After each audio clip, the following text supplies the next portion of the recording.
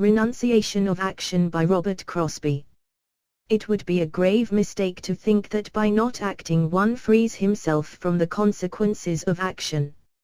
Such would be a totally false view of the renunciation of action. The whole universe is action. First, last, and all the time ceaseless motion lies behind everything that is. Among all creatures the impulse to move on, to progress, is action, and it comes from the very nature of spirit itself. It cannot be denied. Nor can one, even if he should think so, ever cease from action, in not doing that which ought to be done, for there is action in the very thought, thought being the real plane of action and that which induces any kind of action. Without action there is no manifested life. While we live, we are constantly acting. There is not a moment when action ceases, whether the action is through a mind in a body, or after the terrestrial mind and body are laid aside for the time being and functioning goes on in inner instruments and sheaths of the soul. Motion is the basis of man's physical existence. There is not one atom, not one molecule in the body, which is not in constant motion, and it is through that constant motion that the body is enabled to register the various differing effects presented by physical matter itself. But within the body is that which gives direction, the mind, or that bundle of ideas which each one has. In the last analysis, it comes home to each individual that he himself is his own judge, jury and executioner, for, if his ideas are small and concerned only with physical existence, then the motion given is in a wrong direction, personal and physical. If, however, we realize that such ideas as we have accepted and made a basis for our action may not be true, we can change and enlarge them, or reject them altogether. Who, then, are we, having the power behind both body and mind to arouse change? We are the real mover behind the ideas and behind the will, the experiencer, spirit itself, that which looks out through our eyes and that which senses through our organs. It is the same self in each and every instrument. Spirit has the faculty of identifying itself with the business upon which the mind is concentrated, so that it becomes involved in its instruments and confused by its evolutio. Although we are spirit, divine, eternal, beginningless, endless, we have created right or wrong ideas as to our own natures, as to anything and everything which we experience in any direction, upon any plane of being. We are the one reality behind all experiences, behind all planes of being, which are but temporary in their nature, while man himself, divested of every means of communication with them, becomes creator of his own means. Within the spiritual nature lie every possible power, force and means for the creation of a more and more perfect instrument, yet, by our own actions, by our own creation of false ideals as their basis, we have made the conditions in which we find ourselves. We could get beyond the troubles by which we are affected, if we would cease to deal in every case with effects. We are constantly in a sea of effects, and we try to relate one effect to another without for one moment going back to the basis of causation, to the self, the spirit within. In the spirit, no one of us differs, no human being, nor any kind of being, whether above man, or below man. The one spirit in all is the perceiving power. It is the executing power. It is the creative, the preservative and the regenerative power in every being. Outside of us lies nothing but perception, but within us lies the power of realizatio of spirit itself and of the powers which lie within that spirit. Our differences lie in our spiritual advancement and in our discriminative knowledge, according to our self-evolved nature of mind and body, an evolution which always takes place under law, under the same law ruling from the minutest life to the highest spiritual being, that inherent law which is the power to act. Action is merely the execution of that spiritual law. We are learning all the time because we are acting all the time. In every fresh combination, the understanding and proper use of it points us onward and enables us to go still further into higher worlds and wider combinations. Each one of us is a sensitive instrument, the embodiment of everything there is in the whole of nature, for we have evolved from instruments of homogeneous substance more concrete instruments, and we move in them, as spiritual beings from an immense past, to make all possible differentiations and combinations to be obtained in our evolutionary stream. And let us not forget that we were concerned not only with the beings above us and those of our own high estate when we began this evolution, but with all the beings below us in the mineral, vegetable, and animal kingdoms. All are interdependent. It can only be when we realize our own natures and act in accordance with them that we shall fulfill the purpose of our life here, which, in fact, includes every being of every kind anywhere. We act upon them all to some degree in every thought and action of our own, and just as we affect them so the effect flows back upon us through beings like us, and beings above us and below us. So, the whole course of understanding, the proper ideas from which to act, lies within ourselves and not outside.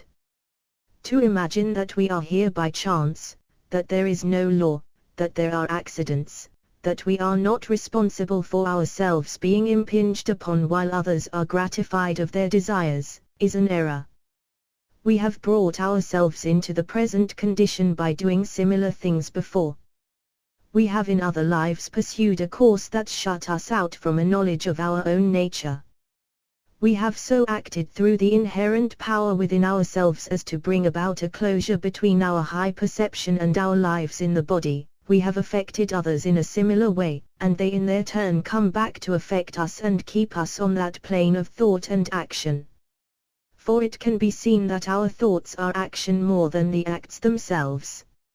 It is the way we think that produces action, and others are permeable to these thoughts of ours, be they good or bad. There is the faculty in man of identifying himself with whatever condition he finds himself in, the faculty, called in the Bhagavad Gita ahankara, or egotism. As soon as we are involved in any set of circumstances, be it happiness or misery, we immediately identify ourselves with the prevailing condition, forgetting that there were other conditions before and that there will be other conditions in the future with which we may again identify ourselves, if we have not learned to do otherwise. So we go on thinking that we are this body, that we are this nation, these events, and this period of time.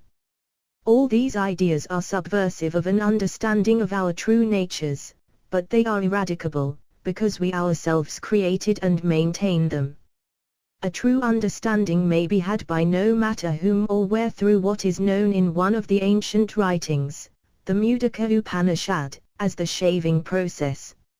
It is the elimination of all that is not the self. For nothing that we can see is self, nothing that we can hear, or smell, or taste, or know is self. The self senses all, through its instruments, but is not any of these things. Nor are we any of the experiences we have had, are now having, or will have. We are that which experiences, and are not any of the changes. We are none of the processes through which we go every day, from sleeping to waking, or from life to death, according to universal law. We never sleep, we never die. Sleep is just the reaction of the body, and when the body sleeps we are still thinking and perceiving and experiencing, in the dreaming state, and in deep sleep states beyond, where we have full spiritual self-consciousness. Why do we bring back so little memory of the action of consciousness during deep sleep? Because our registering apparatus is of a small caliber. The physical brain, which is the register of our thinking, our manipulating instrument here, like everything else in our bodies, is formed from food, and so is constantly changing as our impressions change. It becomes receptive only to the constant influence of our earthly thinking. But, if while awake, we take a spiritual basis for our thinking, that which compels us in right action, with the recognition of all men coming from the same source and proceeding toward the same goal, though the path varies with the pilgrim, thinking and acting on that basis during our daily lives, then the brain will become responsive to those other forms of consciousness during the sleep of the body. Then, all that we know on the high planes of being can be carried through and to a great degree expressed in the body. In all processes something of change is going on. So, action from the highest basis of thought institutes an action in the body itself and changes the very nature of the lives in our bodies, making them porous to the inner side of nature so that they finally become translucent, and permeable to all higher and finer influences. There is the higher and inner side of any and every form that exists, mineral, vegetable, animal, human or beyond the human, and as we become more universal in our modes of thinking and of action, we contact more fully that higher, inner side. We raise ourselves higher, and we see the world as quite different from the one perceived when we were treading the path of mere terrestrial existence. We see what all false modes of thought and action have brought about: animosities, wars, divisions between individuals, pestilences, disease, cyclones and earthquakes, noxious insects and animals. The great errors of mental conception which darken man's mind keep him as an ever-acting being, creating the conditions which bring him his sorrows and disabilities. If there were no human being in the world who would ever harm another, there would be no harm. All harmful things would disappear. But even though there be harmful beings, and their nature cannot be changed, we can so change our own attitude that no harm can come to us from them.